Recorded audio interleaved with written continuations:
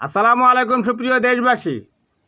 Iran Israel প্রাথমিক যুদ্ধের মহড়া দেখে সারা বিশ্ব হতবাক। ইসরায়েল কত নিখুঁতভাবে ইরানের উপর আঘাত করেছে। ইরানের পারমাণবিক চুল্লিতে তারা হামলা করে দিয়েছে, সে এলাকায় কালো ধোঁয়ায় ছেয়ে গেছে।